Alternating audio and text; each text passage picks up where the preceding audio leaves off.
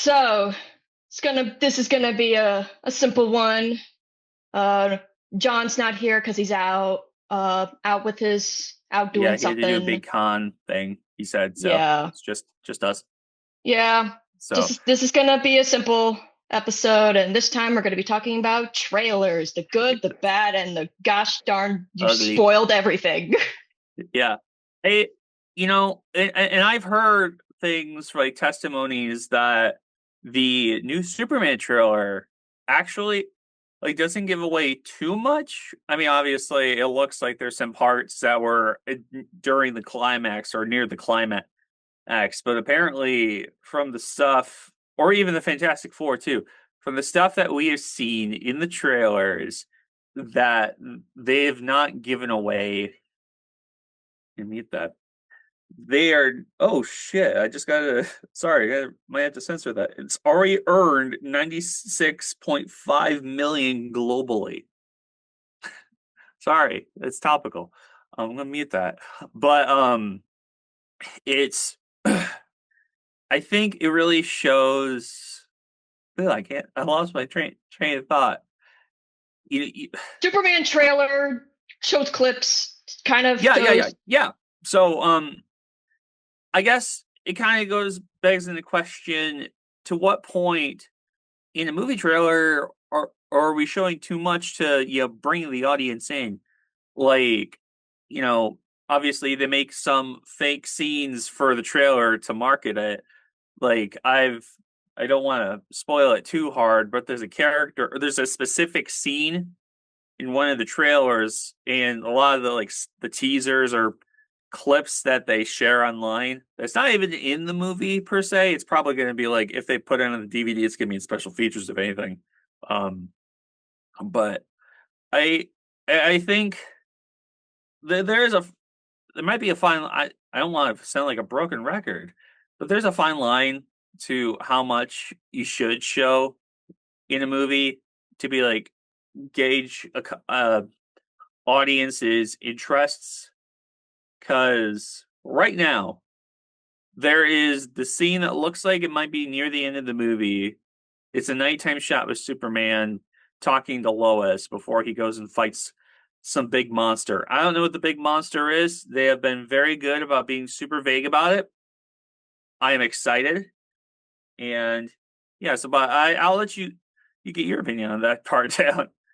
Yeah, I I think it really I don't know. It's kind of weird because one of the reasons that I've heard of why studios tend to drop trailers that pretty much give away most of the plot, that I found out from things like I had a college class about movie production, and one of the things I found out was it's either the studio had little faith in the project and or was a pain in the butt to make and produce, so they just spoil everything so people don't see it. And in that sense, in a way, it's like a strategic method to prevent people from watching something, for better or for worse, obviously, because I would imagine that there are good movies that just absolutely got ruined because the trailers just gave it all away. And Yeah, I've heard the perspective that it's like, why are these studios wasting money on these movies only to give it all away? But it's like, you got to think about, to them, it's all just pennies. So they can do whatever the heck they want with it. yeah. They got marketed in a way. And I feel like it kind of goes. It's not just for superhero movies. It's not just for cape crap. Yeah. Take like the horror movie industry for example. Actually, If oh, yep, sorry, no, I just no, had an example. I had an example that I learned in my college class that I found was really funny. hmm So one of the so in my class, we watched a teaser for the 2006 remake of The Omen, and it was uh-huh. really simple. It was really simple. It was a camera pan. It was a camera panning to the sound of a swing, a creak of a swing, and then it pans over, and then you see Damien and the black dog. It was just that simple. It was And a that very simple teaser. That's the thing is like sometimes it just needs to send like a message of some sort or send like kind of like a give a hint of what the movie is going to be. And of course that can be like the first couple weeks of marketing. I I don't want to say I can understand like putting like a big like a hint to a climactic scene into the trailer. Obviously, don't like spoil, oh, character A or B is going to show up. And we didn't announce this character was going to show up. We didn't announce in the casting or nothing. Um, but I was going to kind of like pedal back a little bit because I was actually going to start mentioning it, and you mentioned it with the 2006 release of The Omen. Is yeah, you can tell when a studio isn't very confident in the movie or knows what sells in the movie when you know if they're not confident what they're showing, they'll show the creature full blown, almost basically spoil the Yeah. whole the whole um big bad of the whole movie. But in the inverse, where they do show it, say it's like a marketable character like Jason or like some of these other guys, or even sometimes they even do the hiding the face just so it kind of goes both ways.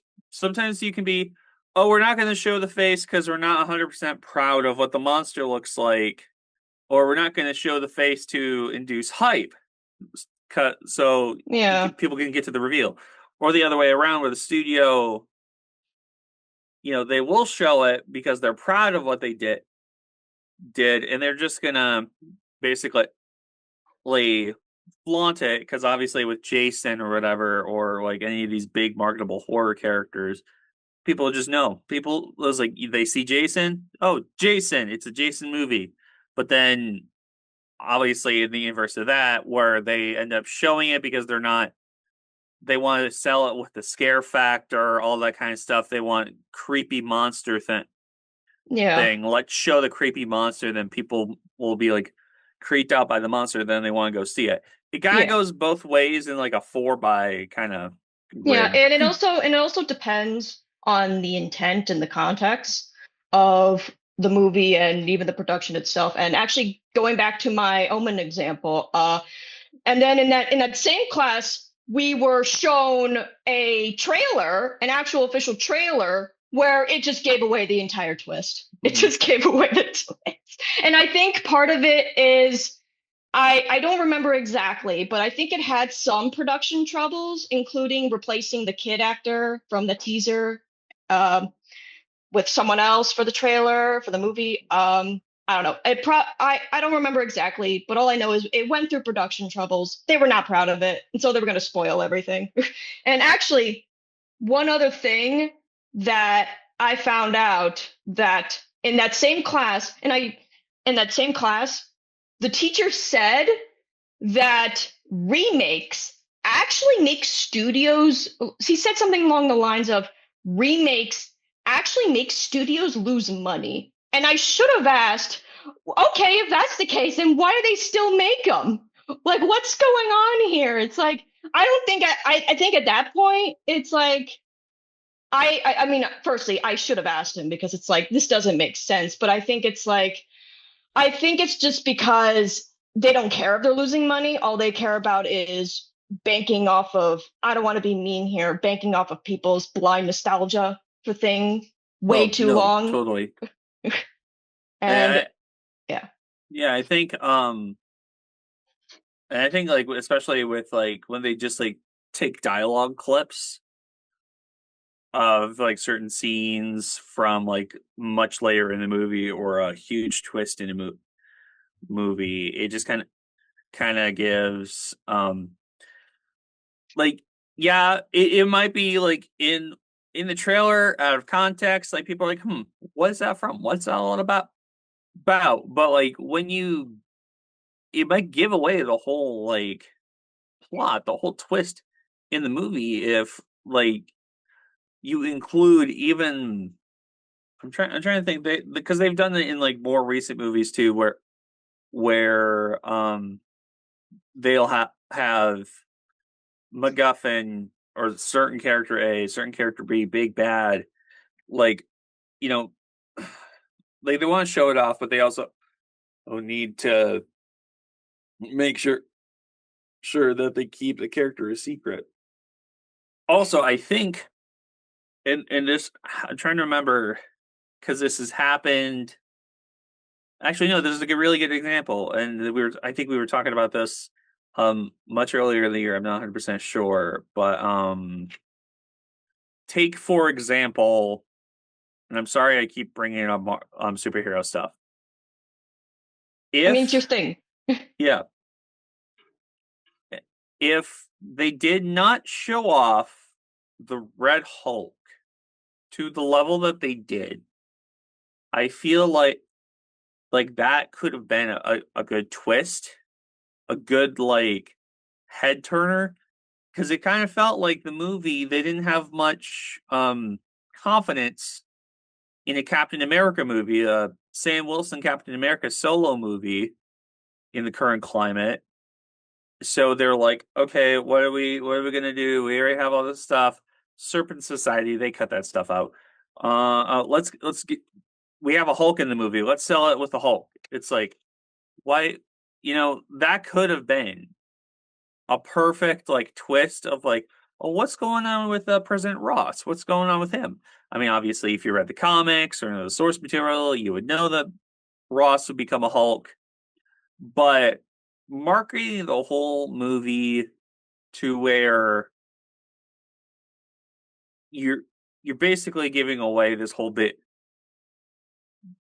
big, oh, bad guy in the movie is slowly like making this character into this monster that the main character has to stop Yeah. up. Like, that would have been okay to make it a twist type of villain in some sort of way. But because it was in the marketing everywhere, it was in the merchandising, it just kind of dulls the whole kind of, oh yeah, bad guy turns the president into a Hulk. I mean, that it just kind of Yeah. kills It's that like, kind of, yeah. and Go at ahead. that point, it's kind of like, oh, you just gave away the entire reason to care. And it's like, why Yeah. do I care? Why should I care then? At that It point. it also kind of goes back to the conversation we had a couple minutes ago about not being very um confident in your monster design or your character design, because we look Yeah. at the leader. I hated that interpretation of the leader. Like, I wanted like big forehead, long forehead, or like expanded cranium type thing, but then it's just like he has his skin looks like, I'm not gonna say what it looks like in my head, but it's like the brain swelled out and it's just the texture of brain just slightly on top of the scalp, not like big huge forehead or whatever, but And well, yeah. like, who's this character from? The leader, it's one of Hulk's big bads, but obviously they Oh, can't have the Hulk. Um yeah. I But just it Yeah. another example about actually when you were talking about how sometimes some studios won't show the design of a creature or a character because they're ashamed of what it looks like. It reminds me of the example of when Howard the Duck came out, where the marketing was just not showing the face. Oh It yeah. on the surface it looks like it was trying to build intrigue, but in actuality it was to prevent people from going, "What the heck is that?" Yeah, actually, that's a really good example, especially in much older movies where you know, they can't like totally market it like 24/7. They only have like so many times they can release a trailer. They can't. They obviously you could do print ads, you could do it in the comics. Like, I can literally, I'm picturing it right now. It's that black void egg with Howard's beak and his feet sticking out. Yeah. It's an ad for the movie. And like any of the trailers really don't show. I mean, they'll show like silhouette, or they'll like allude to what he looks like, but they never show like him, like his face, because obviously it's a butt ugly, it's a butt ugly version of Howard. And I'm actually surprised, even though it's only in like cameo wise, I'm surprised they even like got Howard in the other Marvel movies, because like on a conceptual level too, is like he's such a weird character. I mean, it's a cool character in some cases. I mean, there's current stories and past stories that are actually kind of funny, and there's actually this whole thing that he's actually switched around with a. Sorry, I'm info dumping, and I'll get back into it. I just want to at least finish this thought. Apparently, the Howard that is in the comics right now is not the same Howard that was introduced back when he was introduced, because he switched with like some duplicate from the Image comics line. There's a whole thing with that. There's a whole thing with that. Yeah. So but yeah, no, it literally goes to show, because that design was butt ugly, and they did Yeah. not want to show it. Obviously, you could get away with, back in the day, in comics or in print ads or all that kind of stuff, just being like, okay, we're just gonna make an allusion to this with, the duck beak and the feet and then the egg, and that's what we're gonna sell this movie on. You know, I and there's also situations where, kind of thinking about that, I was thinking about it before, but it's kind of goes with posters or print ads anyway. Is Yeah. sometimes I've seen where print ads spoil the print ads spoil the movie, Oh, really? or the yeah, the posters might The spoil the posters did it. movie. Exactly. That's why it.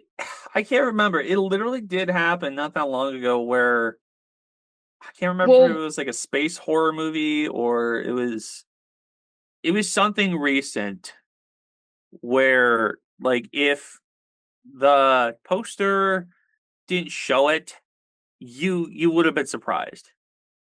But that was what the whole thing was marketed on. So oh, and actually, now that you bring up like different levels of advertising, like teasers and posters, it's like in some cases are I feel like in some cases teasers can be better in some regard, as long as you're not like overindulging on only trailers, because at that yeah, point it's like what are you doing? Because it's you can have teasers that are just short clips and teasers that are just images and posters that and we're gonna keep coming back to the same point, but it's true. But as long as you just don't give there's don't as give away long the as plot.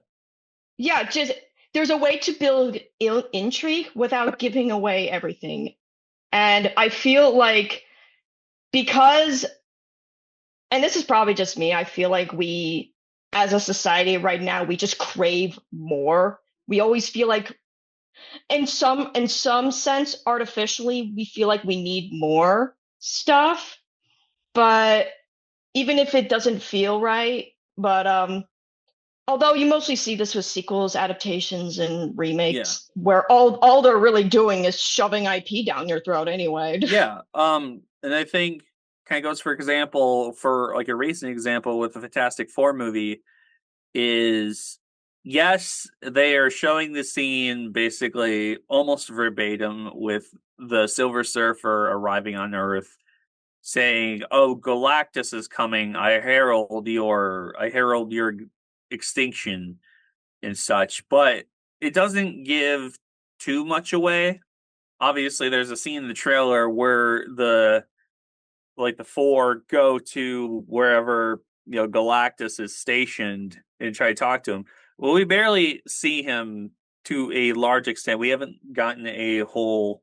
I mean, we have seen him online. We have seen like a full body render online of what he's supposed to look like, but the trailers have been good about hiding it hasn't given away too much. Yeah. Because all you ever saw was like the shadow, the back of his head, and this foot. And I think like you saw like this much of his forehead or whatever at this, Oh. like, yeah, the whole antlers and everything. I think we saw that in a very early trailer. I Uh, think, yeah, with those types of movies, with cape shit movies, I think it's appropriate to at least like show some out of context like superhero moment. yeah. Like take Guy Gardner using his like Green Lantern powers. But I think when it comes to like non superhero movies, it's kind of hard to. I don't want to say it's kind of hard to sell, but there's times it might be a little bit harder to sell like the story for a non-established character for an original like IP or character when you know I can't talk. Well, yeah, it's like it's hard to build intrigue for an original IP, especially nowadays where it's like where all these existing franchises are just being shoved everywhere, despite the Yeah, fact that they're probably losing money from it, but they don't care because at this point, like I said, they're just banking off of people's blind nostalgia. Where at the same time, I think that we're running out. It's running out. People are getting yeah. tired. It's a thing, and my I've talked to the coworker about this, and she kind of shares a similar sentiment. Is that this whole concept? Of course, we've had superhero movies all the way back to the 80s, the Yeah, 70s, all of that kind of course. stuff. But to the level that we have a connected cinematic universe as a concept has been ruling the theaters for basically for some people as long as they've been alive Yeah. or literally longer. You have like 14-year-olds that were born in 2009. 2009? Yeah. I, Um you have you have 20-year-olds that like some of this stuff was starting up when they were very little and now it's like it's the only thing that's in theaters. I don't want yeah. to say it's the only thing that's in theaters. It's just Obviously, dominating. it It's dominates just the theaters. yeah. And So, so really it's not just superheroes that's the problem. It's really it's the concept of the cinematic universe that is in a way in a way making it hard for original properties to be marketed. yeah, because that's what it sells. Yeah, it's hard to unless it's like an established IP, and I think that's the thing that's been going on for well, basically forever too. But it's how easily marketable like all this stuff is. You can market Tolkien so easily because it's so ingrained into like fantasy nerd like DNA. You can Yeah. market like comic stuff because like I said with Tolkien, it's ingrained into like comic book nerd DNA. Obviously, there's some moral belief type discussions that people are having, which I really don't want to get into too in that because it's gives me a headache. But like how these things are so easily marketable because people see Superman, they're like, "Oh, Superman, I'm going to go see that." But like when you have, and I'm going to use a Star Wars term, it's called a glup shitto Uh, if you have a glup shitto movie that people are going to be confused is like who is this character, why are we having a project for this character, and then that won't sell as good because people don't recognize the name as much for that. I do find that funny. I just seen in recent news that they're actually thinking about doing Jimmy Olsen comics. And I've already not Jimmy Olsen comics, Jimmy Olsen like TV show. or a show, and people are like, "Why Jimmy Olsen?" Is and that's like, well, if you did read the comics back in the day, Jimmy had his own like thing too. Um, Yeah. man, but we've derailed a lot with But that, oh, but sorry. it's still on the marketability, and I can Yeah. understand where like giving away the big monster, the big bad, in a sense to sell the movie is fine, but if if you're writing, if the story is strong enough, you could still probably sell the movie without spoiling the monster, the big bad. But just kind of really goes to show the commitment, the just the overall all feelings the studio or the guys marketing the stuff have for this type of movie and stuff.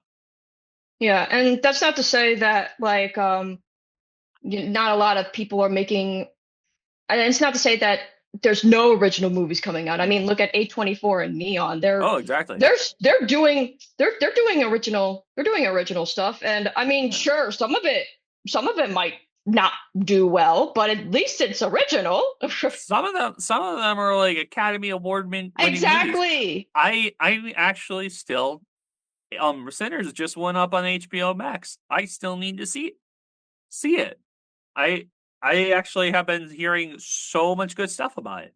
But it, I think there are movies that do well in hiding the fact of what type of movie it is. Um Yeah. I think when it comes to twists and that kind of stuff, and I actually wanted to bring this up. I wanted to bring this up far earlier when it came to this conversation Yeah, is sorry. marketing a movie the wrong way. Because take a look at Transformers 1. That movie Yeah. was marketed as like a comedic, like minion slop type movie. Funny, haha, badassatron. I've mentioned this like a week or two Yeah. before. Um, is because I think people are like, oh, Bumblebee, we're gonna market the movie because Bumblebee is funny, haha, or it's animated movie, so we're gonna market it to be Yeah. funny. But when you actually Market get for in, dumb. yeah, for like I don't want to say dumb kids, but like I know. it's a dumb movie for kids. But when you actually get into the movie, it's kind of I don't want to say it's a quandary on certain things, but it's a story about um D16's descent into Megatron and the birth and rise of Optimus, the Autobots, and the Decepticons Yeah. as like an actual kind of deeper story. It has those little like moments like the my finger can transform or Yeah, whatever. That the scene was only like a this much of the movie, but like yeah. the way it was marketed made it seem like that was the whole tone of the movie. But Yeah. it's the whole thing of like you definitely don't think, or I Yeah, don't think that the people that were marketing this movie had much um they didn't confidence. care. They Yeah, didn't they care in it. they didn't care because they thought that selling the movie with Bumblebee being the Fun, the funny comic relief. the comic relief was going to be what made the movie. But I think if you kind of gave it a little bit more of how with with the 2007 like cinematic universe for Transformers, if you sold it in that manner instead of like the funny Oh, haha, it animation. might have done a little bit better. Yeah. Like I yeah, so yeah, anime. All these trailers can go like either. Yeah, as I mentioned previously, trailers can either be like. Sometimes it could just be um, marketed in such a way that they don't have a lot of confidence in it, or they don't care about it, so they either spoil it or they use the wrong tone. And actually, going back to my college example, we watched another trailer. It was clearly a parody trailer, but Mhm. the way that they marketed, the way that the video that we saw, it was clear it was a parody trailer, but it was a trailer for The Shining, but it had the tone of, oh look, it's a fun time with fun family stuff and it's all Yeah. sunshine. It's Yeah. it's In obviously it's meant to be a parody. I could tell it was meant to be like just obviously, haha. Yeah. obviously. I think that really goes to show what you show in the trailer really sets the tone Yeah, for what exactly. people think they're going to see going into the movie. Because obviously, in that buddy comedy, not buddy comedy, but in that cut of the Shining trailer that you watched, sold it as more of a more of a lighthearted movie. Yeah. Obviously, The Shining is not a very lighthearted movie. And actually, I think we actually did view a official actual teaser for The Shining, and it was just the clip with the elevator and all the blood pouring out. That That was it. that's one thing of marketing. Yeah, that might have been like, I don't want to say it's a giveaway because that's more of like a lore type Yeah. reason why that's doing all that. But I think I want to say I might just be nostalgic for like older movie marketing in some cases. Is that's the thing about like certain movies is setting the tone is with that specific trailer, and I know which one you're talking about. It's the very slow. It's the Yeah. soundtrack to the movie. Dun, dun, dun. I can't remember the exact sound of the But soundtrack, but yeah, I that exact scene, I think that sold the movie. It sets itself in the hotel, and then very slowly it shows the blood waterfall or the blood geyser coming out of the elevator. That sets the tone for the movie because like people are like, okay, this is just a movie in a hotel. And then, oh, blood! Is this going to be a horror movie? It's literally, and yeah. I don't want to say it's a masterclass, but I think for its time and what it's trying to sell, you know, that it's a very wonderful way to Yeah. sell that type of movie. And something else I wanted to bring up is that I feel like there's this, I say sort of because some people are still doing it, but there's this almost lost art of just the simple trailer where Yeah, it's just a clip or two or something else entirely that doesn't give away too much but still generates intrigue. Like scenes like that, I feel like we're not getting that much anymore because, like I said, we subconsciously we like they just bombard us, it needs to be and laid out for people more. yeah, I think, yeah, even a simple trailers. Actually, I will actually bring up like giving away a scene too much. And as much as I like the franchise, it suffers very hard from this issue is the Deadpool movie with the caravan scene or the convoy scene. That was a major marketing like piece for that movie. And yeah, what was it like basically part of the intro too? Yeah, but it's like giving away like a whole part of the movie because you want to market it in that way. There's some caveats to it. There's some caveats to it. yeah, but yeah. So a lot of this whole trailer talk is essentially basically the do's and don'ts of marketing. It literally is, because if the people that are marketing the movie don't understand how to market the character because they're not familiar with the character, they're going to go towards the next best thing. Yeah, Uh, there's other ways I can. Obviously, there's other types of franchises that. What's another good one? I would say import movies. import movies, when they get like trailers for an American setting, sometimes they don't exactly understand how to market this character for an American audience, so they go to the next best thing.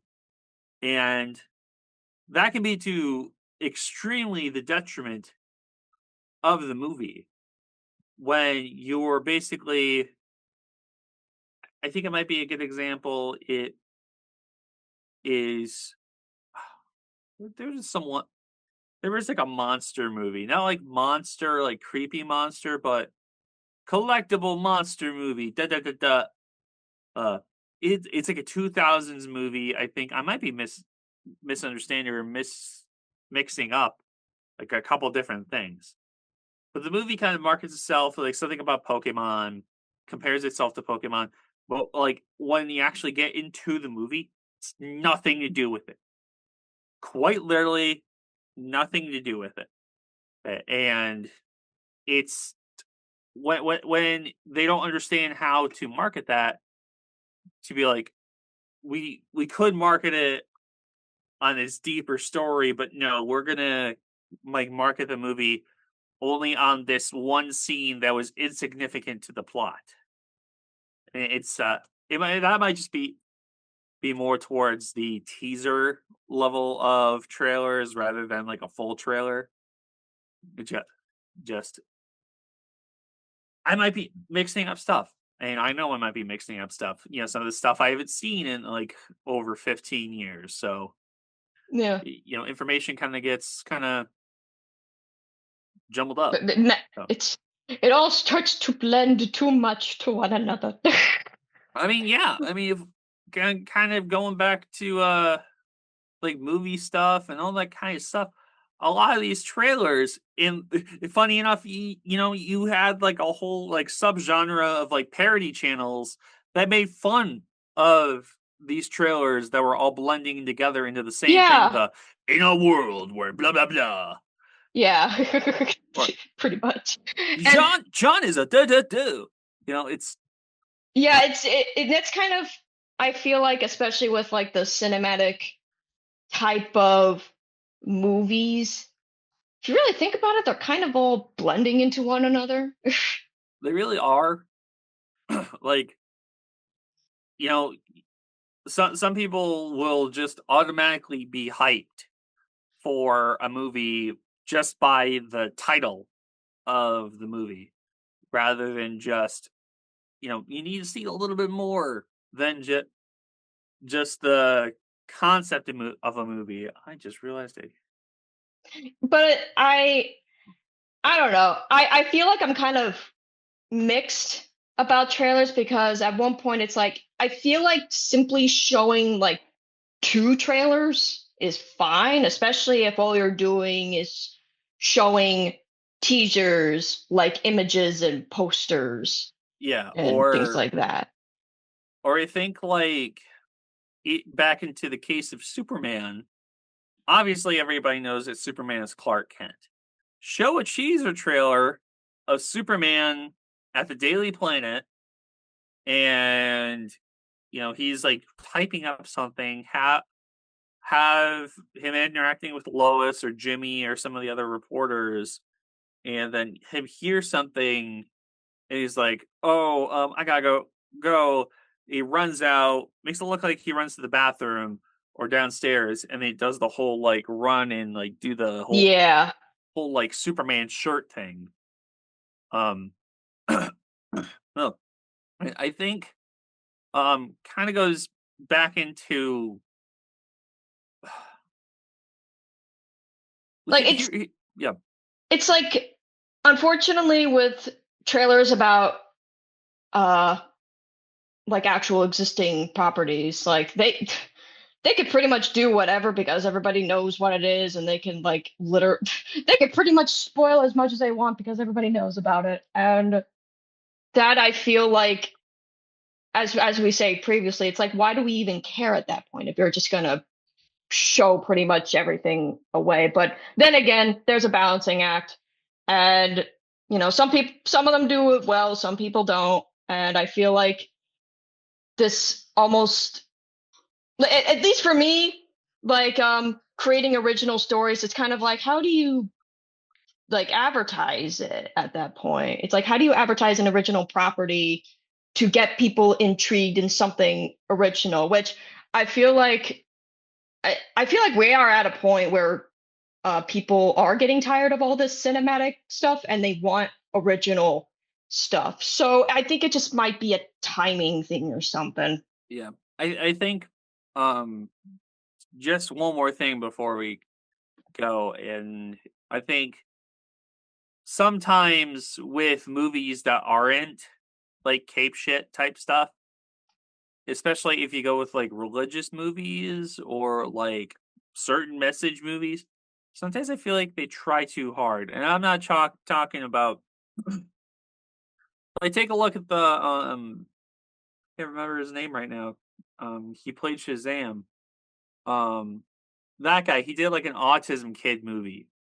And even the trailer just kind of made it seem like, oh, the dad does not like his kid because he's autistic, or any of these God's Not Dead, Angels in the Oh my, Outfield, yeah, all these these kind of words. things. Like, you're free to enjoy those types of movies. But I Yeah, think, like, sometimes the message is a it's little just vapid. it's generic. You know, It's like there's it's nothing there. it's vapid, it's generic, Or and that might go for the movie too. Might go for the movie too, where it might have a very hopeful or very you know from the heart or that type of message from that type of background, but sometimes it's a lot of stuff recently. I'm just saying yeah, recently, actually might not be. It might even be further back. A lot of it's just empty and vapid. It doesn't. Yeah, yeah, it's like um going back, it's like going like it's just so generic and boring. Why do we even care? No, or it's like you see if you've seen the trailer, you pretty much seen the movie at exactly. that point. And kind of going to the core of like the whole conversation. That's what's kind of sad and tiring of like how studios and people that market the movies kind of feel towards some of these movies is like they're not interested in the actual story. They're interested in what sells. Yeah, And if they see huge marketable character A on screen, they're like, we need to sell this movie with that guy. I don't care about that guy who's important to the plot. We're selling it with that guy, even though that guy only shows up in like 3 seconds or something. You know, yeah. So bottom line, as we wrap up, so basically, what makes a good trailer is you can make a good trailer that intrigues people without giving the whole plot away. It's a balancing don't act. It's there. yeah, You just gotta do, don't do huge twists. That's the biggest thing. Don't or do just huge twists. or don't reveal the twist. Just don't. Just That don't no, that's reveal what I them. mean. Don't Yeah. don't reveal the huge twists in the trailer. Save the twist for in the movie. Yeah, So exactly. so I think yeah, yeah. Then I can't talk. Like I had like one more point, but I just kind of But lost it. like but well, one other thing, it's like we understand the benefits of trailers. It generates hype, interest, and stuff like that. And also just let people know what's happening. But like we said, it's like I need to understand just source material too, and yes, audience. but I'm just also well, not just that, but also just talking about like original properties as well. It's like you can make it intriguing without giving away everything. Yeah, Just it's not that hard, guys. You gotta find it. You gotta do some legwork. exactly, exactly.